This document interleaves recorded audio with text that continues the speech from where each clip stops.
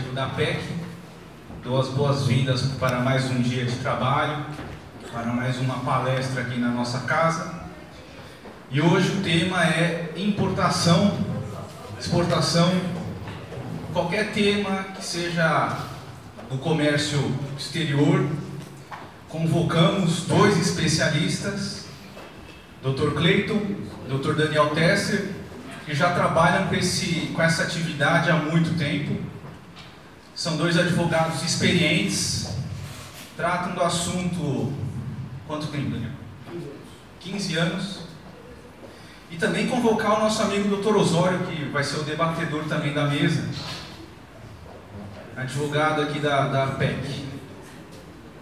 Então já quero anunciar com as boas-vindas aos colegas. Eu sei que vai ser mais uma aula de direito comercial, direito internacional. A gente vai trazer questões práticas, ambos advogados vão tratar de assuntos do dia a dia dos comerciantes. E qualquer dúvida que vocês tiverem, no final da palestra, a gente vai abrir para os novos debates. E qualquer indagações que vocês acharem pertinente, por favor, façam a pergunta. Eu também quero já anunciar para o mês que vem a revista PEC do Circuito das Compras. Iremos fazer a divulgação e a distribuição dessa revista. Então, mês que vem teremos a revista APEC em circulação nas regiões 25 de Março, Brás, Paris, Zona Cerealista, Mercadão de São Paulo.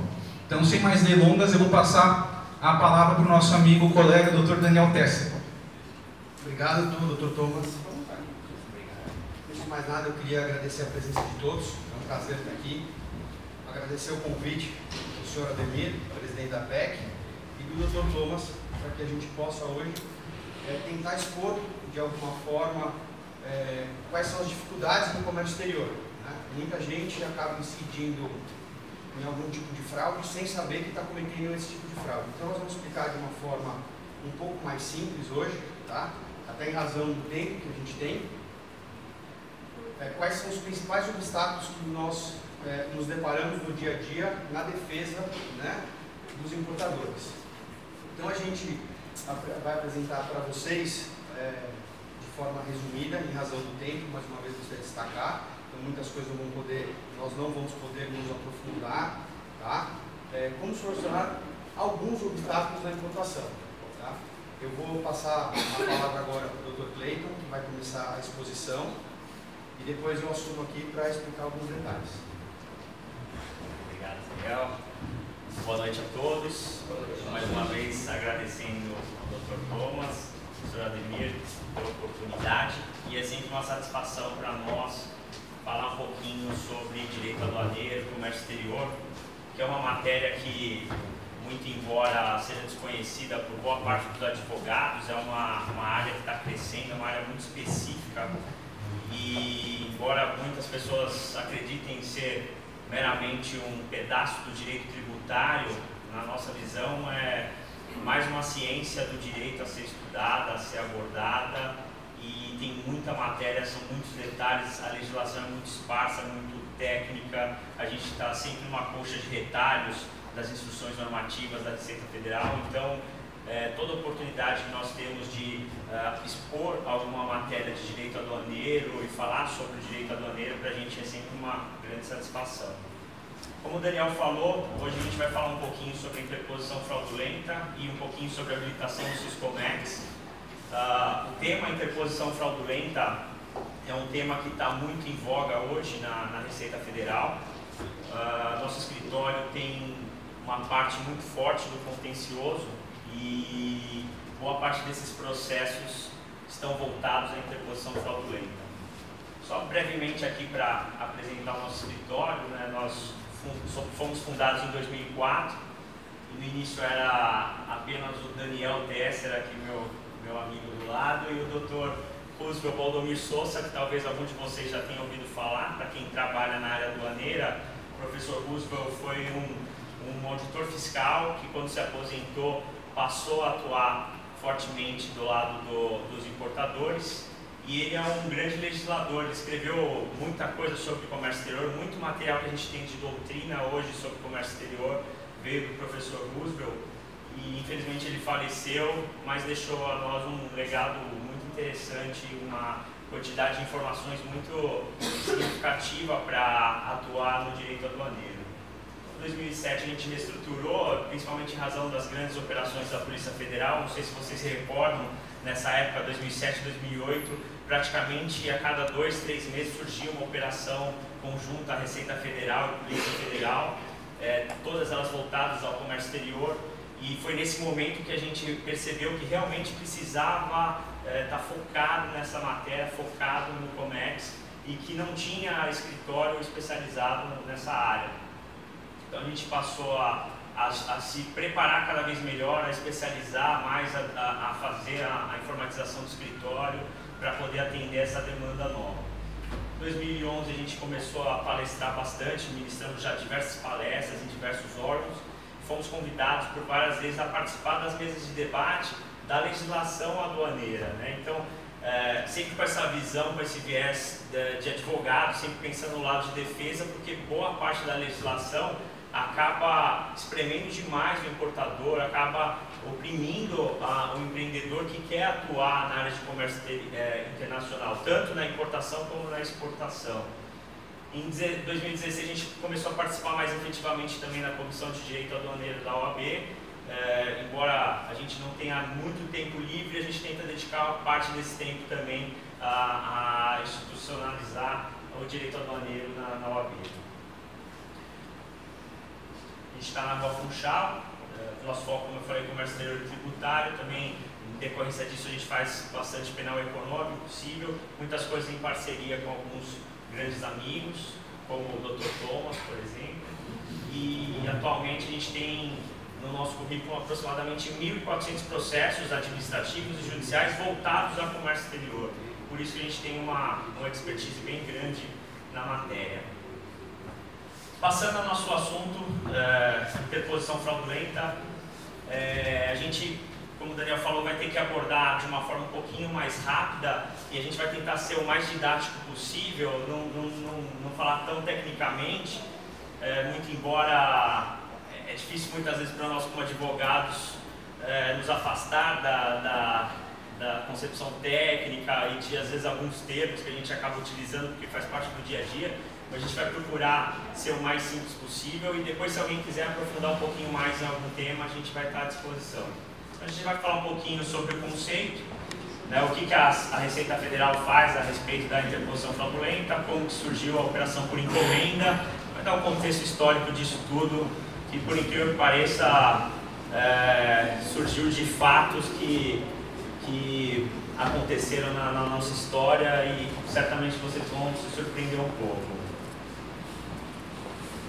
Tá, então, o que seria a interposição fraudulenta? Para quem ainda não ouviu falar desse termo, e eu posso falar com segurança, e a gente está com alguns membros do nosso time aqui também que militam só nessa área, boa parte dos autos de infração da Receita Federal estão voltados à interposição fraudulenta. Então, se é uma matéria que vocês ainda não ouviram, provavelmente irão ouvir.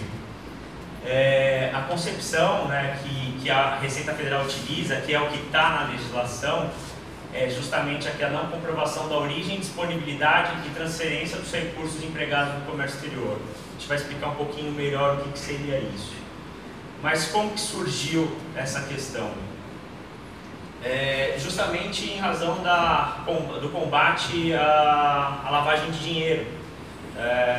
A gente tem já há muito tempo, principalmente no continente europeu e na América, ações e legislação voltadas ao combate da lavagem de dinheiro. E quando a gente fala de lavagem de dinheiro, lá atrás era muito mais comum a criação de atividades para dar ar de ilicitude ao dinheiro que foi obtido de forma criminosa. Então, muito mais no passado, a gente tinha, antes da legislação que autorizava o uso do álcool e do tabaco, várias organizações criminosas que atuavam no comércio desses produtos que eram ilícitos e depois criavam organizações com ar de ilicitude, sejam restaurantes, sejam lavanderias, outros tipos de comércio, para que esse dinheiro fosse reintroduzido no mercado.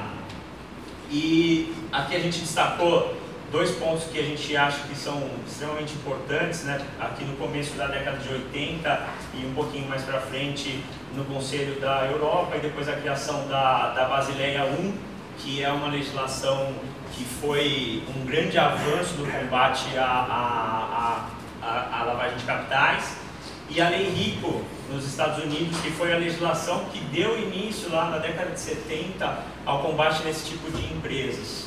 Aqui a gente até destacou o Anthony Salerno, o Fat Tony, que era da família Genovese, que foi um dos primeiros a ser punido em razão da Lei Rico.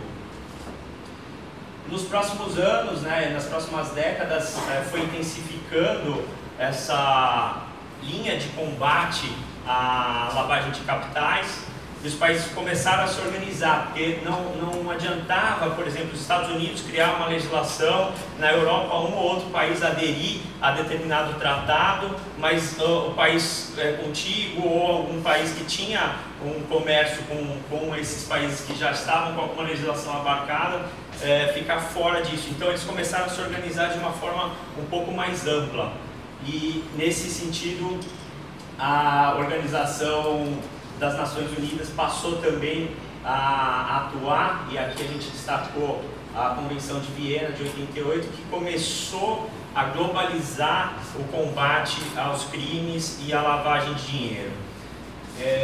Aí, a partir de então, a gente já no começo da década de 90 e no começo dos anos 2000, começou a ter uma participação mais efetiva de membros da ONU, da Organização das Nações Unidas, no combate a esse tipo de crime.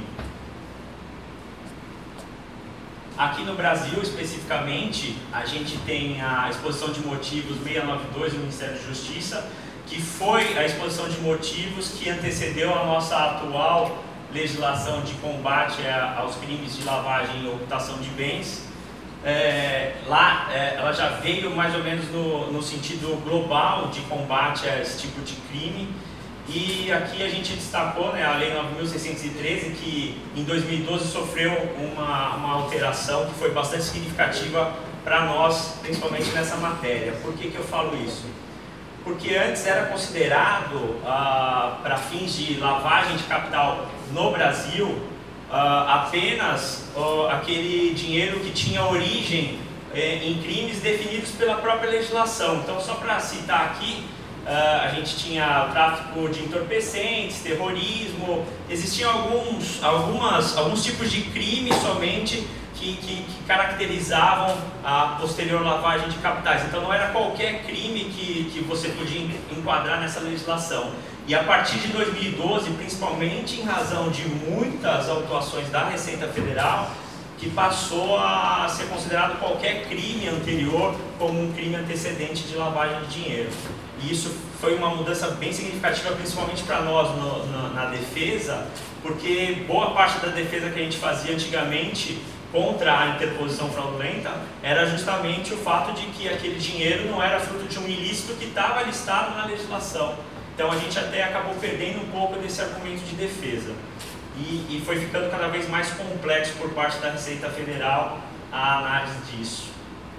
E aqui é um momento que a gente elencou como um dos principais fatores que modificaram todo esse entendimento de forma global e forçou esse combate à lavagem de capitais, que foi o ataque às Torres Gêmeas em 2001.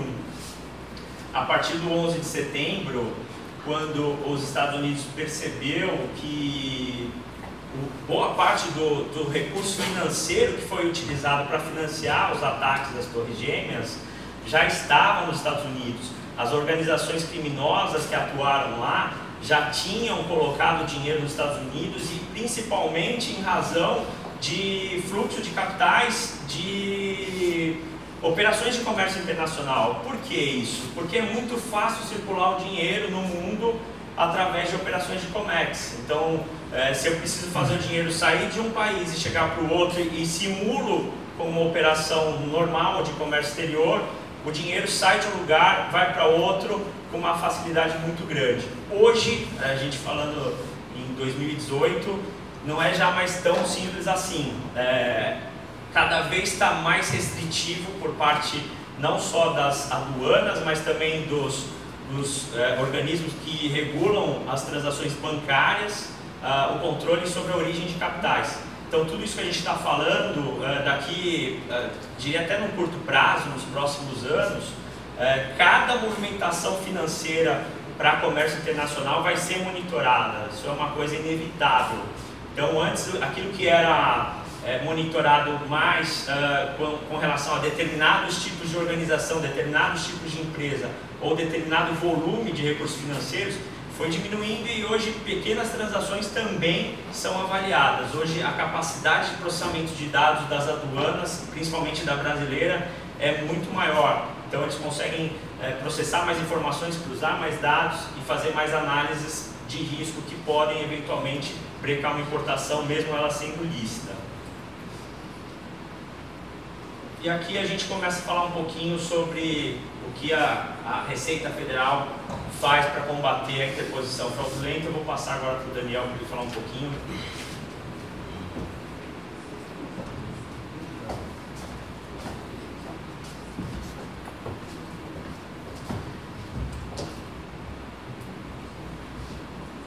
Então, quais foram as ações que a Receita Federal, junto com o Legislativo, buscou e às vezes até com o Executivo, buscou para evitar que haja essa transferência de valores que tem origem ilícita? O que acontecia? Como o Dr. Clayton falou, é muito fácil no comércio exterior, basta um BL, que é o conhecimento de transporte, e uma invoice, eu mando dinheiro para qualquer lugar do mundo. Tá? Então, como que a Receita Federal, através do acordo que ela fez bilateral com os Estados Unidos, para ajudar na verificação desses ativos, o que a Receita Federal fez?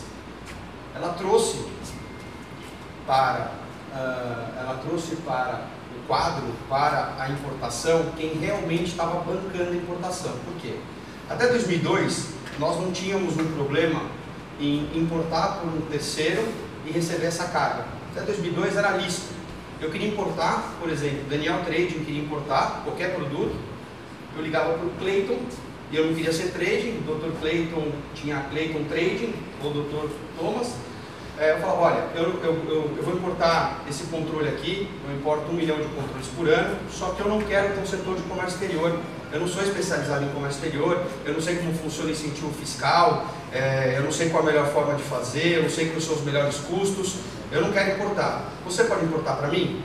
Automaticamente, o parceiro comercial falava, olha, eu importo, mas eu não sou também, eu tenho todo o conhecimento para importar, mas eu não tenho conhecimento para revender esse controle. Então o que se fazia à época?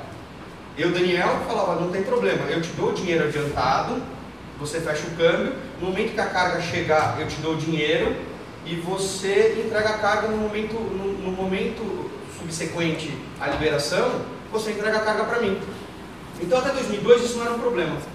Quando a legislação mudou, em razão da necessidade de mostrar a origem dos recursos do Daniel, Daniel tinha que ir até a Receita Federal, mostrar que tinha capacidade econômica, através do que nós vamos mostrar depois, que nós tínhamos que nos habilitar no comércio exterior, né, no Siscomex, tirar o radar e vincular o radar a trading que iria fazer importação, para mostrar para a Receita Federal, olha, eu, Daniel, estou mostrando para você que eu tenho capacidade financeira e operacional para operar esse tipo de produto. Tá? Então, por que a gente gosta de demonstrar isso? Porque a operação, que inicialmente era do combate ao crime organizado, tornou-se uma nova e grande forma de arrecadação de tributos. Por quê? Porque no momento que Daniel vai, tira radar, vincula com Clayton, a gente brinca no escritório que a Receita atirou no que viu e acertou o que não viu. Daniel passa a ser contribuinte do IPI. Então o que acontece? A gente alarga, cria mais uma nova fase de incidência do imposto de importação. Por quê? Antigamente, quando o Daniel comprava do Clayton, quando a empresa A comprava da empresa B, sem estar vinculada no radar, quando eu recebia essa mercadoria no meu estoque, o IPI era custo. E a partir do momento que nasce a conta e ordem de terceiros, que é na legislação que a gente mostrou no slide anterior, que tinha que ser cumprida, eu sou eleito como, por equiparação legal, eu sou equiparado a industrial e sou eleito a recolher o IPI.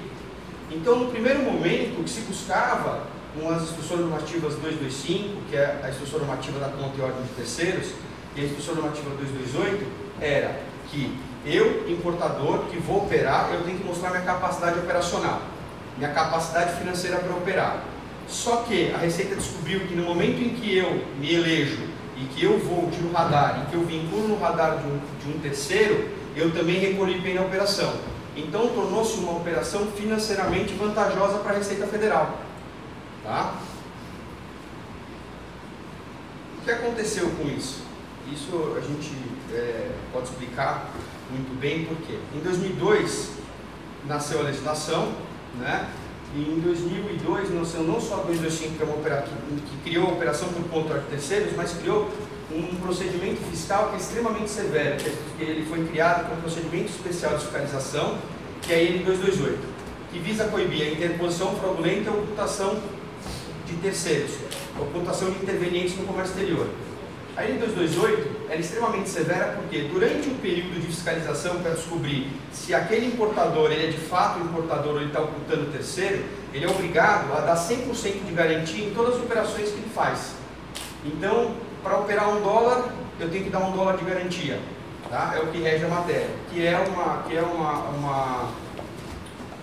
uma legislação que, no nosso ver, é abusiva e a gente, por várias vezes, afastou ela via mandado de segurança, porque nós entendemos que eu prestar uma garantia no momento do início do procedimento fiscal é um adiantamento da pena.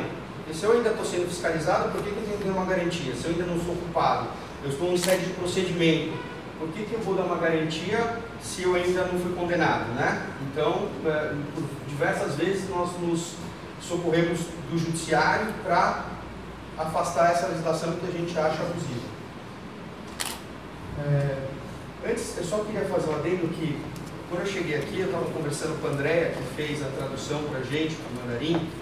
Ela falou que um dos comentários foi que agora está um pouco diferente, porque muitas cargas estão sendo retidas. E perguntou se existe hoje uma maior fiscalização. Como o Dr. Clayton colocou, não é que existe hoje uma maior fiscalização, é que hoje existem meios da fiscalização ela operar de forma como se fosse invisível. Hoje o software da Receita Federal faz mais de 5 mil cálculos por segundo. Então ela consegue descobrir, por exemplo, se uma empresa tem capacidade ou não de operar, se a operação que ela tem, a capacidade daquela DI é vinculada à capacidade que ela tem na contabilidade dela, porque ela entrega as obrigações acessórias, DIPJ, DCTF, etc. Voltando ao procedimento especial de fiscalização da IN 228, gostaria de fazer algumas explicações. Ele é um procedimento fiscal e não um processo administrativo, né? Ele começa através do mandado de procedimento fiscal, que é uma intimação da Receita Federal, simples, pedindo uma série de documentos. Naquele momento em que vocês recebem esse termo de abertura de procedimento, vocês são direcionados para o canal cinza de conferência aduaneira. Por quê? Porque a toda importação nós vamos ter que dar uma garantia prévia durante o procedimento especial, que ele pode perdurar 90, prorrogável por mais 90 dias. Então, durante 6 meses, que nós entendemos um absurdo, a empresa só vai operar mediante garantia. E ele tem caráter inquisitório, que é semelhante ao inquérito policial. Quer dizer o seguinte, ele não tem amplo de contraditório. Eles pedem a documentação e a gente apresenta. Eles pedem, a gente apresenta e não se apresenta uma defesa prévia nem nada parecido com isso. E eles dão o relatório final mediante a lavratura de um auto de infração, que aí é o momento que se torna um processo administrativo, com os últimos 5 anos julgando ou inidor a documentação, e pode culminar até aqui com a possibilidade de inaptidão da inscrição das empresas no CNPJ. Tá? Uma coisa interessante que a gente gostaria de falar e tem que explicar nesse momento no começo, quando teve o advento da 228, se nós analisarmos a instrução normativa 225, ela pressupõe que o adiantamento de valores é o que torna uma operação por conta e ordem de terceiros. Então o que a gente começou a fazer? Os advogados que militavam já à época. Como é conta e ordem de terceiros, não é conta ou ordem de terceiro, eu voltava para o meu parceiro comercial e falava o seguinte: olha, a partir de hoje eu vou continuar trabalhando com você, só que eu não vou te dar mais adiantamento, porque sem adiantamento eu estou desobrigado a tirar radar, eu estou desobrigado a vincular você no meu radar. Então eu estou desobrigado a tirar o radar, eu estou desobrigado a vinculação, só que você vai bancar a operação. Então fazia-se toda a documentação necessária, era lícito, tanto é lícito que depois eles criaram uma nova legislação para buscar o IPI que eles estavam perdendo, e o que passou-se a fazer era uma venda que nós chamávamos de venda pré-casada, inclusive nas próprias defesas. Então, o que aconteceu? Teve o advento da 228, teve o advento da 225, e as empresas começaram a fazer operação sem o adiantamento de valores. Então, sem adiantamento de valores, não era configurada a importação por conta e ordem de terceiros. Era por ordem, mas não conta. Era por ordem, mas não por conta. Sem adiantamento, mesmo que eu desse uma ordem, mesmo que eu mostrasse qual forecast que eu tinha e quanto que eu precisava, a importadora fazia a operação e no momento da liberação eu pagava. Tá? Aí, daquela brincadeira de atiram no que viram, acertam no que não viram, falaram: olha, eu não posso perder mais essa tributação que eu tinha. Então o que eles fizeram? Eles criaram uma nova legislação e, mais uma vez, se alargou a base de contribuintes, com a criação da importação por conta de terceiros, ao mesmo passo que a propriedade da legislação criou a arrecadação de tributos. O que eles fizeram? Agora, encomendante predeterminado, pela IN 634. Então o que acontece? No momento em que eu pedia para a empresa A fazer a importação para mim, e mesmo que não tivesse adiantamento de valores, a partir de 2006, só o fato da empresa A saber quem é o cliente de B e que eu vou receber toda a carga no dia seguinte, eu era obrigado a mais uma vez tirar o radar, mostrar minha capacidade operacional, mostrar minha capacidade financeira e me vincular à empresa A. Então eu, B, não vou adiantar valores, não vou de forma alguma tomar nenhuma atitude atinente ao comércio exterior, mas sabendo que é uma venda para encomendante pré-determinado, eu sou obrigado então, B, a tirar radar, vincular. Por quê? Porque A vai vender para mim com IPI e eu vou ter que vender com IPI na cadeia para o consumidor. Tá? Então, na verdade, virou uma questão puramente tributária, que a gente chama de quebra da cadeia do IPI.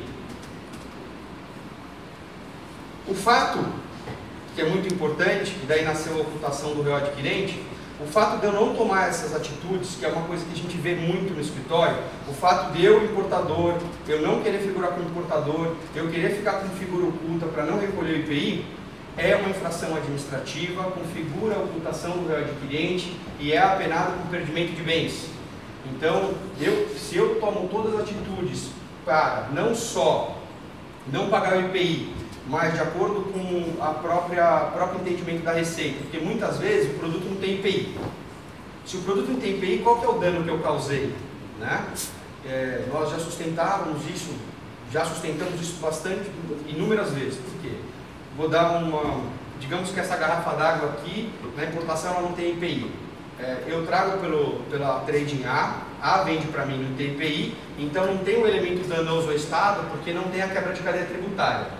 Isso começou nos idos de 2006, a gente conseguia passar esse entendimento. O judiciário ele abarcava esse entendimento, falando: olha, se você não tem um elemento danoso, eu não posso aplicar a penalidade de perdimento nesse aspecto. Só que a Receita Federal ela inovou para o seguinte: olha, mas você está subtraindo a fiscalização, a sua capacidade econômica. Você está subtraindo a questão da licitude dos recursos que vão ser utilizados no comércio exterior. Então, de toda forma, esse é o elemento danoso. Então, de toda forma, eu vou continuar aplicando a penalidade de perdimento nesses casos. Então, eu não tenho só a quebra da cadeia tributária hoje em dia. Eu tenho o fato da subtração do controle do exercício da Receita Federal no momento em que eu não vou até ela, não me habilito no SCOMEX, não obtenho o radar em qualquer modalidade prevista, submodalidade prevista, eu estou cometendo uma infração administrativa punível com a penalidade de perdimento. E também eu estou cometendo um fato típico, porque eles em muito tempo entendem que a falsidade ideológica por omissão já que deveria constar da DI os meus dados e não constaram, tá? Descaminho, e muitas vezes outros crimes mais que nós vamos mostrar a seguir.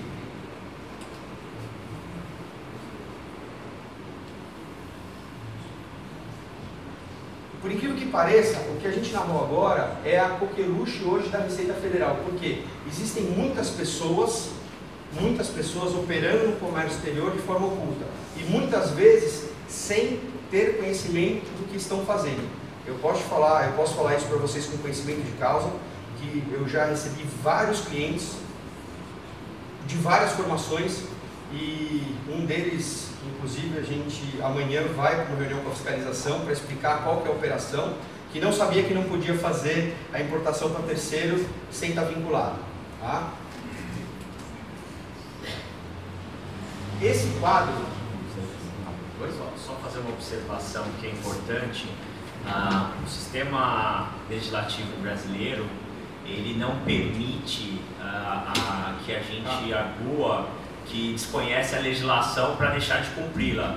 Então, a gente percebe muito, principalmente o pequeno importador ou aquele importador que está dando início à atividade. Eu acredito que a gente tenha bastante caso aqui na APEC, né, que é quem acabou de começar no comércio exterior ou que eventualmente antes comprava de determinado fornecedor que fazia toda a importação e agora começou a fazer a importação por conta própria.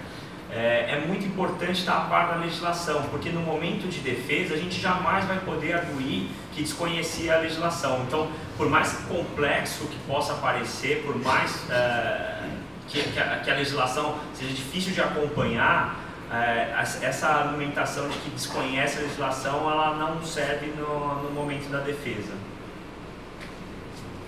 Esse quadro aqui é muito interessante, porque ele resume bem tudo que a legislação que a legislação buscou abarcar para evitar. O que acontece? Em muitos casos, e isso nós estamos narrando alguns casos que nós advogamos aqui, e que inclusive, por questões éticas, não vou falar o nome, apesar de terem sido operações que foram vinculadas na mídia como um todo, eu tenho aqui o réu exportador, tá? Aí cria-se um exportador interposto. Por quê? A mercadoria sai de A, fabricante, muitas vezes, vai para B, só de direito, não de fato. De direito por quê? Porque A emite a fatura para B, B refatura por um valor menor, tá? Que é o que vai criar aqui um subfaturamento, que hoje é a falsidade ideológica dos documentos do tipo de despacho, que hoje é uma briga grande que nós temos com a Receita Federal, que ela dá perdimento na carga, e nós falamos que não, que isso aqui é apenado com multa e a carga pode ser liberada. Então acontece, muitas vezes o réu adquirente aqui, ele mantém contato com o exportador, ele mesmo cria o exportador interposto, o exportador interposto, ele remete a diferença do câmbio, que é a diferença do pagamento entre a fatura original, digamos, ele pagou aqui $100 mil numa carga, para o real importador. Só que para o exportador ele declarou aqui a fatura comercial do exportador interposto é de $30 mil. Então aqui o real adquirente ele vai dar um jeito de remeter $70 mil de forma ilegal, evasão de divisa, para o A, real exportador, e vai fechar o câmbio de acordo com o que ele tem nos documentos do tipo de despacho que vai apresentar para a Receita Federal, que é com base nesse que eles vão recolher os tributos, para B. B vai emitir uma fatura falsa para C, tá? Falsa por quê? Ideologicamente falsa, porque no campo das ideias aquele valor não é o real, tá? Então ele vai emitir uma fatura falsa para o importador C. Esse importador interposto, via de regra, ele é composto por um quadro societário de laranja, tá? De pessoas que não têm capacidade e que realmente não são as donas da operação. Então, e também são pessoas que às vezes nem existem, a gente já teve casos que as pessoas nem existiam. Uma pessoa tinha 6, 7 CPFs. Não, e é verdade, criavam, parece se não fosse trágico, seria cômico, né? Então esse importador aqui, ele vai receber essa mercadoria, né? Ele vai registrar essa mercadoria em nome próprio e vai revender muitas vezes para um outro distribuidor interposto. Por quê? Porque a forma de você blindar o real adquirente aqui, porque passa por mais uma empresa aqui laranja, tá? E aqui você, muitas vezes, aqui, por exemplo, mata a substituição tributária. Então, na questão de CMS. Então, o importador, ele vai revender para o distribuidor interposto, que aí sim vai chegar no real adquirente. E aqui ele vai ter um lucro muito grande e vai reintroduzir automaticamente no momento em que ele emitir a fatura dele, a nota fiscal e receber, ele está reintroduzindo o dinheiro no sistema financeiro. Então, só o fato dele revender com 100% aqui, ele reintroduziu de alguma forma aqueles 70 mil dólares que ele mandou por fora, né? E que ele tinha de alguma forma aqui que é produto desse caminho, tá? Aqui já teria inclusive o que ela quer coibir, que é a lavagem. Quando a gente discute muitos desses casos, né? Qual que é o grande problema? A gente está falando aqui o pior dos casos e o que muito acontece, mas também o que acontece muito no escritório não existe o interposto, não existe esse faturamento, essa mercadoria vem para o importador, que é de fato importador, só que ele no forecast vai vender tudo para o distribuidor no dia seguinte. Aí a pergunta é, isso é uma operação por encomenda? Não. É aí que entra uma questão que a gente briga muito no escritório, que é a subjetividade, porque infelizmente a lei, ela não foi feita na dinâmica do dia a dia de vocês do comércio. Eu aposto que aqui ninguém que importa, ninguém que revende, espera a mercadoria chegar no estoque, espera 30 dias para começar a revender. Se eu tenho uma mercadoria que vem da China, que demora em média 60 dias para chegar, a partir do momento que eu fiz o pedido e que eu recebi a amostra, minha equipe de representante já tá vendendo na rua. Então, chegou a hipótese em que a mercadoria chega e no dia seguinte ela é toda revendida. Então, a gente tem que entender que, sim, a Receita Federal faz um papel importante, sim, para coibir esse tipo de fraude, coibir alguns tipos de crime, né? Coibir essa lavagem no comércio exterior, mas também ela comete alguns abusos no momento em que ela coloca todo mundo na mesma cesta. E a gente tem muito caso no escritório em que realmente a operação é legítima, a operação está correta e por uma subjetividade a Receita entende que é fraude. Por quê? Porque a legislação ela é muito ampla, né? No entendimento, a operação por encomenda ela é muito ampla. E por quê? Porque presume-se que vai para o encomendante pré-determinado. Só que uma explicação básica, o encomendante pré-determinado é desde que eu seja o dono da operação e estou pedindo para um terceiro. Agora, para fazer importação e mandar para mim. Agora, se eu sou o dono da operação e eu já tenho tudo vendido, fui eu que negociei, eu que dou a garantia, eu tomo todos os atos do comércio exterior, essa operação, por mais que eu venda tudo no dia seguinte para uma pessoa só, essa operação não pode ser entendida como fraude. Tá? Aqui a gente vai mostrar as principais diferenças de interposição fraudulenta, né? Porque ela tem interposição fraudulenta na modalidade presumida, comprovada e ocultação do real adquirente. Então a gente vai mostrar para vocês a diferença de cada uma delas. De acordo com a legislação, presume-se interposição fraudulenta a ausência da comprovação da origem, disponibilidade e efetiva transferência dos recursos utilizados no comércio exterior. O que isso quer dizer? Eu, Daniel, estou operando milhões de dólares no comércio exterior e eu não tenho origem da minha integralização do capital social. Eu não tenho origem do dinheiro que ingressa na minha conta para eu poder fechar o câmbio. Eu não tenho origem do dinheiro que ingressa na minha conta para poder pagar o tributo. Então, automaticamente, se eu não conseguir comprovar de onde vem essa origem, eu tenho a interposição fraudulenta na modalidade presumida. Ou, em alguns casos, que daí nós entendemos um absurdo, eu, Daniel, esqueci de responder, ou o meu contador, como já aconteceu várias vezes no escritório, não me mandou o termo de início da fiscalização. Aí a fiscalização faz no ato subsequente, eu não recebi, tá? Porque hoje tem o ECAC, tem DTE, muitas vezes o contador vê e esquece, ou tem decurso de prazo, porque a pessoa aderiu ao domicílio tributário, né? Eletrônico. Ele tem o edital eletrônico, então passou o tempo, deu 15 dias, eu sou eleito como se eu tivesse visto. Passou o tempo, eu não mostrei, o fato de eu não comprovar ou de eu não fazer uma resposta, eles vão presumir, porque a lei autoriza, por mais que seja um absurdo, a lei autoriza a presumir a não comprovação. Então o fato de eu não mostrar um documento, ele presume que eu não comprovei, e aí dessa presunção legal, eu tenho inaptidão do CNPJ da empresa, que é uma consequente. Se eu não comprovei a origem, ou da integração de capital, ou dos recursos que eu utilizei, eu vou ter inaptidão do CNPJ. Já a interposição fraudulenta comprovada é quando realmente eles conseguem ver que o dinheiro que ingressou no meu patrimônio, ele é origem de ilícito e ou de uma simulação para lavagem de dinheiro, que os documentos são todos falsos e que eu tive intento doloso por minha parte, nesse caso, se eu for interveniente. Agora, a ocultação do réu adquirente é que a origem dos valores é lícita, é uma simples operação de comércio, os documentos são verdadeiros, só que o dinheiro é do Clayton, não do Daniel. Um dia anterior ao fechamento de câmbio, eu pego o dinheiro com o Clayton. No dia anterior ao fechamento, ou logo no dia seguinte do registro da declaração de importação, eu pego o dinheiro do Clayton. Então, a partir do momento que eles mostram que o Clayton é o dono da operação, eu vou ser autuado. Não só eu, como o Clayton. Antes de 2006, eu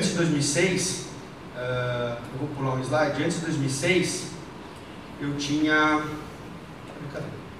Antes de 2006, quando eu e o Clayton tomávamos essa providência e eu usava o dinheiro dele para fazer o registro, eu também tinha inaptidão do CNPJ e muitas vezes o Clayton também. As empresas intervenientes também tinham a inaptidão do CNPJ. O que aconteceu? Em 2006 teve uma inovação da legislação e passou-se a entender que quem cede um nome para terceiros para operar no comércio exterior vai ter uma multa de 10% sobre o valor da operação. E quem for o ocultante vai ser apenado com 100% com o perdimento da carga. Tá? Só que a Receita Federal ela aplica geralmente para o importador as duas penalidades, tanto a multa de 10% quanto o perdimento da carga. O que nos leva a crer que aí tem uma ilegalidade bis in idem, você, pelo artigo 112 do CTN, tendo duas penalidades para o mesmo fato, você aplica sempre a mais benéfica ao contribuinte. Tá? Nesse momento que eu sou autuado, ou na 228, em que é convertido toda a minha importação, 100% da importação é convertido em multa, por quê? Se eles entendem que desde que eu comecei a operar, eu fiz de forma fraudulenta e que eu ocultei terceiros, a penalidade, ou que eu não tenha a capacidade operacional, ou porque a origem não é lícita, ou porque eu não demonstrei a origem, eu vou ter a aplicação do perdimento. Como a 228 é feita em sede de fiscalização posterior às liberações, e eles não podem mais apreender a carga, o que eles fazem? Eles somam todos os CIFs de todas as DIs e convertem isso no dólar da DI do dia da liberação da carga em 100% de multa. Por exemplo, eu importei em 2014 $1 milhão, 2015 $1 milhão, 2016 $1 milhão. Eu vou pegar o dólar de cada DI desses anos de importação e eu vou tomar um alto de $3 milhões com a variação do câmbio da DI de cada importação. Tá? E aí nasce o processo administrativo. Caso essa fiscalização esteja sendo feita numa outra instrução normativa, que é 1169 de 2011, que é uma inovação da IN 206 de 2002, ela é feita pontualmente sobre a carga, que é o que eu acho que vocês têm mais conhecimento. É aquele momento em que você acha que o container vai sair, só que o container é retido. E aí o fiscal, ele pede informações, ele abre um procedimento fiscal de fiscalização, ele abre um procedimento especial de fiscalização para apurar, porque ele entendeu que naquela importação há indícios de irregularidade punível com pena de perdimento. Então ele abre um procedimento especial de fiscalização, nós temos 90 dias, prorrogáveis por mais 90 dias, sendo que a todo momento em que eu sou intimado, esse prazo é interrompido, tá? Se eu deixar de responder um item da intimação, não volta a correr esse prazo de 90 dias e a mercadoria fica retida até então. Por que eu estou explicando isso? Porque existem duas modalidades de defesa. No momento em que eu tomo um auto de infração com valor, o processo administrativo vai seguir um rito, que é o que todos seguem, que todos conhecem, que é o rito do decreto 70.235 de 72, que eu tenho até 3 instâncias administrativas, eu vou me defender, eu vou apresentar a impugnação, eles vão julgar a impugnação, eu vou apresentar um recurso, eles vão julgar o recurso, e eu, na possibilidade, apresento um recurso para a terceira instância. Já quando eu tenho perdimento de mercadorias, no momento em que essa carga está retida, no procedimento especial da 1169, eu não tenho a possibilidade de ter esse auto de infração, muitas vezes. E aí é um absurdo, que é o único processo administrativo em que ele corre em instância única. E ele geralmente é julgado no mesmo nível de quem aplicou. de quem propôs a aplicação da pena. Então, nós temos uma curva de sucesso muito baixa nos casos de perdimento de carga administrativa. Por quê? Porque quem propõe o perdimento, geralmente está na mesa do lado de quem vai aplicar o perdimento. Então, é a mesma coisa, é como se eu estivesse desautorizando o Cleiton no meu escritório, né? Então, eu, fiscal, faço a autuação no SAPEA e mando para o e aí apresenta-se a impugnação e vai para o Cleiton na mesa do lado, que é o setor SECAT, para julgar esse auto de infração. Então, as chances de rever essa mercadoria administrativamente são extremamente baixas. Por isso que nós sempre, 99% dos casos, temos que judicializar essa demanda para poder liberar a carga, tá?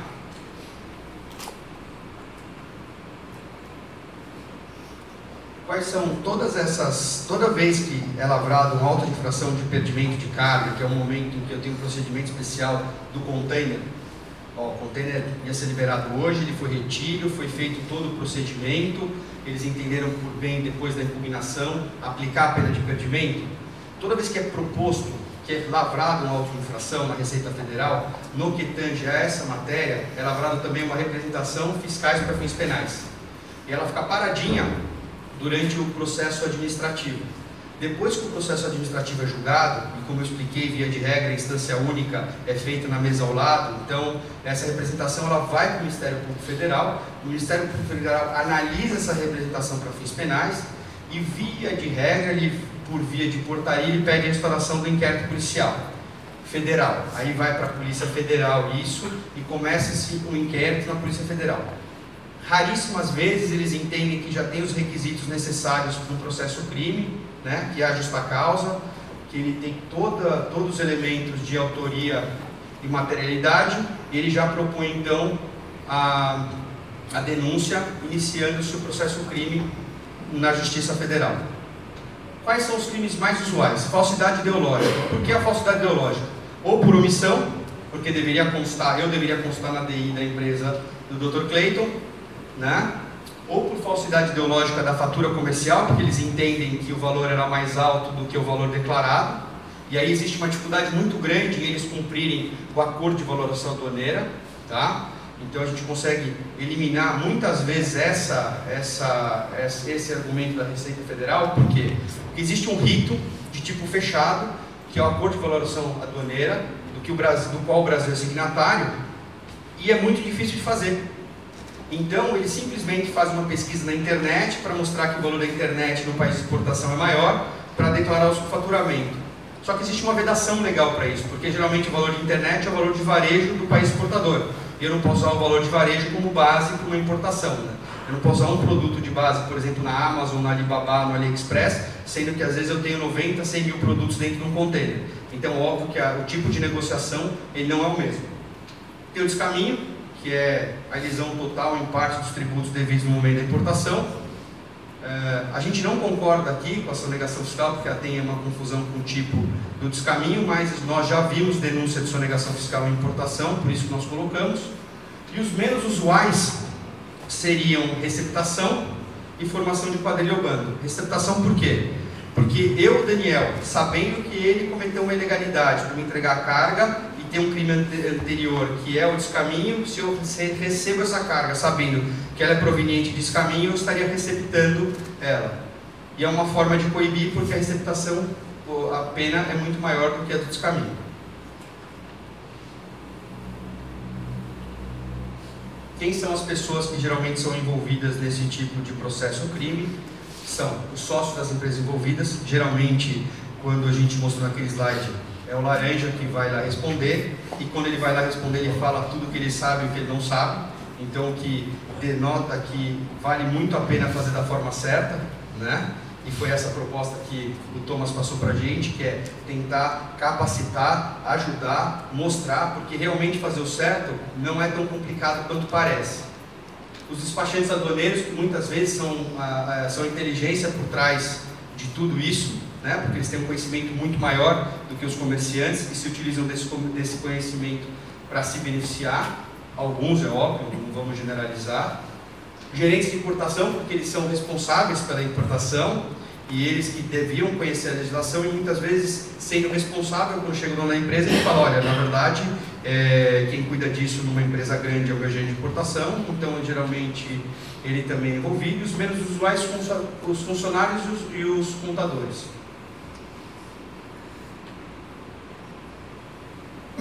Aqui foi o que eu expliquei, que é a relativização das penas em caso de ocultação de terceiros, que a partir de 2007, eu falei 2006, mas a partir de 2007, passou-se a aplicar uma pena de 10% sobre a operação da cessão de nome. Por quê? Existiam muitas empresas que estavam tendo a inaptidão do CNPJ e isso não beneficiava a Receita Federal. Ela queria, de alguma forma, pegar de volta aquele IPI que ela deixou de receber. Então ela entendeu por bem, em vez de aplicar a inaptidão, aplicar uma multa de 10% sobre a totalidade da importação.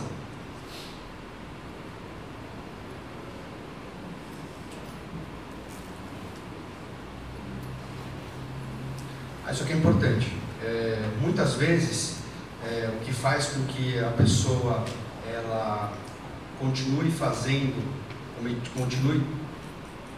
cometendo a irregularidade no âmbito do comércio exterior, é o fato que tanto o descaminho, principalmente onde fica o tipo, é um crime de menor potencial ofensivo. Então, via de regra, eles entendem que nada acontece, porque depois do processo, via de regra, é uma suspensão condicional do processo, porque a pena máxima é de 4 anos, então é muito caro para o Estado fazer um processo crime, sabendo que no final não vai ter reclusão.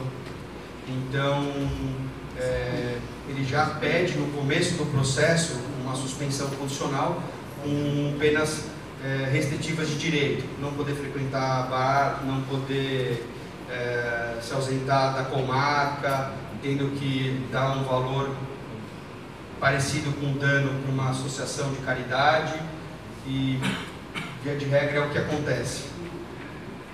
Agora, o melhor de tudo, como que a gente faz para evitar isso, né? Porque é fácil. Nós no escritório, quando a gente recebe esse tipo de demanda e a empresa realmente não sabe o que estava fazendo errado, o que a gente faz? A gente faz uma análise de risco e exposições, reestruturação contábil, revisão dos contratos com os fornecedores, porque muitas vezes, a maior parte dos casos, realmente, ele não há uma ocultação de adquirente. O que há é uma questão de desconexão entre a legislação e o fato em si. Por quê? Todo mundo aqui, eu acho que é unânime em dizer que você não vai esperar 60 dias para o teu container chegar, para a mercadoria entrar no estoque, para depois você começar a revender. Então, tudo isso é feito através de processos de consulta administrativa, demonstrando para a Receita Federal como eu opero, para evitar esse tipo de problema no futuro. Tá? E guardar de forma cautelosa toda a documentação, porque como que eu comprovo que não teve um subfaturamento, né? É muito difícil, porque nesse caso a Receita Federal ela faz o que a gente chama de inversão do ônus da prova. Ela fala está subfaturado, prova que não. E muitas vezes hoje nós temos uma tecnologia muito grande, então você faz pedido por WhatsApp, por WeChat, por Telegram, você liga, você conversa com o teu fornecedor e muitas vezes você não guarda a documentação de aquisição. E é bom ter uma ordem de compra, um e-mail com pedido, porque são as formas que nós advogados, no momento em que a Receita Federal falar e apontar que existe uma irregularidade, é a forma que a gente tem de comprovar perante a Receita Federal que aquela operação é legítima. Então, o que a gente tenta fazer é como se fosse uma prática de boas condutas no comércio exterior, para que a gente possa, através de vocês, conseguir defendê-los. Tá? Agora eu vou passar para o Dr. Cleiton, que ele vai explicar as modalidades de habilitação dos Comex.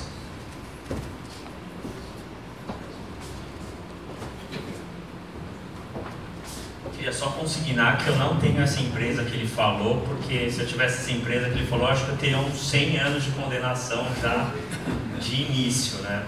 Então, só para constar que a gente está sendo gravado aqui, é só do campo teórico, né? E se os senhores ainda têm coragem de trabalhar com o comércio exterior, né? Porque a gente acha que devia ter invertido, né? Falar primeiro sobre a habilitação, que é um tema um pouco mais tranquilo, e depois a interposição, a gente vai falar um pouquinho aqui como se habilitar no Syscomex. A gente sabe que alguns dos senhores ainda não atuam diretamente no comércio internacional talvez tenham ouvido falar do nome, é muito popularmente conhecido como radar, mas já tem bons anos que não é mais o sistema radar, o antigo sistema radar. Hoje o Syscomex, que é a plataforma utilizada pela Receita Federal para dar esse primeiro passo no comércio internacional. A gente vai falar um pouquinho sobre esse sistema e sobre as modalidades de habilitação. Isso é muito importante porque muitas vezes você tem já capacidade para atuar sozinho no comércio exterior. Muitas empresas acham que precisa ter uma estrutura muito grande, muito complexa, mas se você tem um volume reduzido, principalmente hoje com a informatização, e como o Daniel falou, você consegue hoje negociar via aplicativos ou via plataforma web, etc. Você tem condições de trabalhar no comércio exterior sem precisar de uma grande estrutura, logicamente observada aí a limitação de tamanho e volume de importação. E é bom para desmistificar, porque no escritório muitas vezes aparecem casos de empresas que foram só fazer um requerimento de habilitação no Syscomex, na Receita Federal, e saíram de lá com uma inaptidão no CNPJ, ou saíram com uma fiscalização de tributos internos, ou com algum outro problema que teoricamente não tinha antes de fazer esse requerimento. Então, como eu falei, o Syscomex hoje é uma plataforma bem ampla. Ela reúne vários sistemas da própria Receita Federal que estão interligados, cruzam dados, cruzam informações. A tendência é que essas informações estejam cada vez mais concatenadas, porque quando você vai operar no comércio internacional, muitas vezes você precisa de uma anuência de um órgão público, como por exemplo a Anvisa ou alguns outros órgãos federais, para poder autorizar você a fazer a importação, que a gente chama de licença de importação. Então, para diminuir a quantidade de erros, eles foram interligando sistemas, e a tendência é que isso esteja cada vez mais interligado. Aqui só um pouquinho do histórico, né? Então, a gente estava comentando aqui um pouquinho antes da palestra de como funcionava o comércio exterior antes da informatização. Era tudo no papel, era tudo com base em carimbos, burocracia, assinatura. Isso dava uma abertura muito grande também para a ocorrência de fraudes, às vezes antes do momento da importação e às vezes até posteriormente à importação, porque o papel é obviamente muito mais fácil de falsificar. E com a informatização isso foi ao longo do tempo sendo eliminado, e a tendência é que seja cada vez mais apurado o sistema. Então a gente tem percebido agora nos últimos meses que a Receita Federal, até em conjunto com importadores, com operadores do direito, com operadores logísticos, ela tem criado padronizações para determinados tipos de produto, a questão da classificação fiscal de mercadorias, etc. Então, está tudo sendo convergido de forma a automatizar cada vez mais essas operações burocráticas da importação. E o Syscomex ele vem justamente para facilitar isso.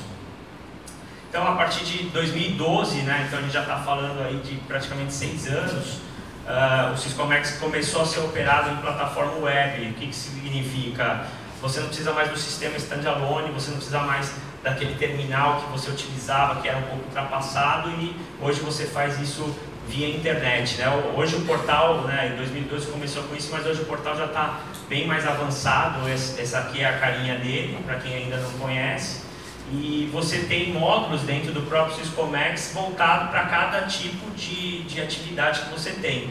A gente, quando fala de Syscomex, quando fala do radar, a gente pensa inicialmente no importador ou no exportador, mas tem outros intervenientes também que precisam fazer essa habilitação, todos ligados no mesmo sistema, né? Então aqui a gente exemplificou, né, a própria Receita Federal, os auditores, eles têm habilitação do Syscomex. Obviamente que a deles é muito mais fácil, porque eles têm a credencial da própria Receita Federal, eles conseguem acessar o sistema com muito mais facilidade. Aqui eu citei, por exemplo, o CSEX, Banco Central e anuentes, como por exemplo a Anvisa e outros órgãos, né? CSEX. Então, por exemplo, se eu for fazer uma importação de um cosmético, antes de eu fazer essa importação de fato, eu preciso licenciar essa importação, preciso ter uma autorização, e hoje tudo isso é feito por meio do Syscomex. Então, da mesma forma que nós, como importadores, temos que nos habilitar, a Anvisa também, com seus servidores, estão habilitados para interagir com os importadores. Então tem a habilitação deles. Aqui é onde a gente se enquadra, né? Importador e exportador, que é o mais comum, sempre mais complexo para a gente, obviamente. A gente tem aqui os recintos alfandegados, né? Então, para você operar como armazém autorizado a manter essas mercadorias importadas sob sua guarda, você também precisa estar habilitado no Syscomex. E os transportadores. Hoje em dia, a gente até brinca, antigamente o procedimento fiscal iniciava a partir do momento que o navio chegava aqui e o fiscal tomava conhecimento do que estava embarcado, o que vinha, para quem vinha, etc. Hoje em dia isso tudo vem via Syscarga, né, que é o Syscomex para carga, que o transportador passa a informação, o importador já vai lá e alimenta com as informações do BL antes da mercadoria chegar. Então, quando o navio está aportando aqui no porto brasileiro, a Receita Federal já sabe tudo que está lá, para quem que vai, como que vai. Então, isso está imprimindo uma agilidade maior quando você está muito bem regularizado para fazer a importação, e também aperta um pouco mais na fiscalização, tendo em vista que alguns produtos são, obviamente, ranqueados como produtos sob suspeita ou de maior índice de suspeita para fiscalização. Então, aqui falando já dentro daquilo que mais interessa para a gente, né, na importação, a gente tem basicamente duas modalidades. A modalidade pessoa física, que ela é muito mais simples, e aqui eu já preciso fazer uma observação, principalmente para quem é pequeno importador. A gente já teve bastante consulta de pessoa física, no sentido de, eu vi que para pessoa física eu posso me habilitar no Syscomex e fazer importação, então como eu tenho um negócio pequeno, eu estava pensando em fazer essa habilitação para poder revender mercadorias, etc, etc. Não pode, tá? A habilitação de pessoa física, ela é muito limitada, ela é muito mais simples de se obter de fato, mas ela é muito mais limitada, porque a pessoa física ela só pode fazer a importação para uso próprio, para consumo. Então, se você vai trazer um produto para você, não tem problema nenhum. Agora, se você pretende revender, você já tem que passar para uma das outras modalidades, tá?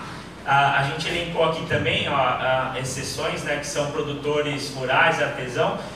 O artesão, produtor rural ou quem faz algum tipo de trabalho artesanal, ele vai trazer eventualmente insumos para que ele produza determinado bem e revenda esse bem. Então, ele não poderia trazer um insumo para revender propriamente. Então, ele teria que fazer algum processo de transformação. Ele é muito limitado, tá? E a gente recomenda que seja utilizado somente realmente para consumo próprio. E aí, já passando aqui para a pessoa jurídica, que é onde a gente se enquadra, a gente tem 3 submodalidades que são as mais conhecidas: a expressa, limitada e limitada. Eu vou falar um pouquinho mais de cada uma delas, mas aqui o desenho acho que é o explicativo, né? Dependendo do volume de importação que você vai ter que se enquadrar em uma dessas submodalidades. Então, falando aqui já da habilitação expressa, eu não sei se todos conhecem, é a modalidade mais simples de habilitação do Syscomex. Essa é a modalidade para aquela pessoa que vai importar num limite de $50 mil por semestre. Então, ela é muito desburocratizada, ela é um pouco mais recente, e a gente tem percebido, às vezes, em consultas ou então olhando na internet, que muita gente cobra para fazer essa habilitação expressa no Syscomex. E a gente fala o seguinte: não tem nem necessidade disso, porque como ela é realmente uma forma muito simples e desburocratizada, se você já tem o seu eCNPJ, você mesmo consegue fazer essa habilitação. E ela não exige do importador, da pessoa que vai se habilitar, a análise de capacidade operacional e financeira. Essa é a única modalidade que permite isso.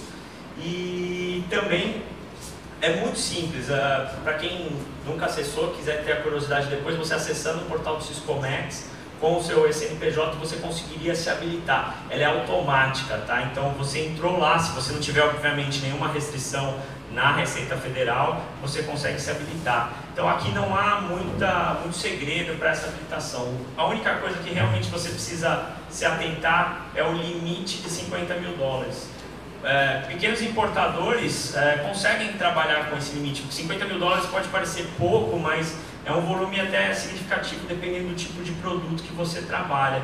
E o limite aqui de 6 meses, né? Então esse período não é cada semestre, né? De janeiro a junho, julho a dezembro, né? Aqui são períodos consecutivos. Então como que funciona a dinâmica?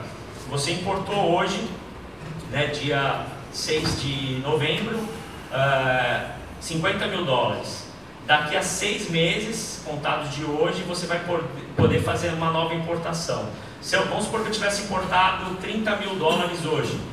Durante os próximos 6 meses eu tenho uma cota de mais 20 mil dólares para fazer uma nova importação. E vamos supor que eu faça uma importação de 10. Quando chegar a 6 meses desses 30 mil dólares iniciais, vai me devolver 30 mil dólares. Então você tem que fazer a contagem do prazo direitinho para não acontecer o que a gente vê muito lá no escritório, que é quando chega a importação, o meu limite está bloqueado. O sistema ele limita você, por isso que a gente chama de limite, né? O sistema não deixa você registrar uma nova importação.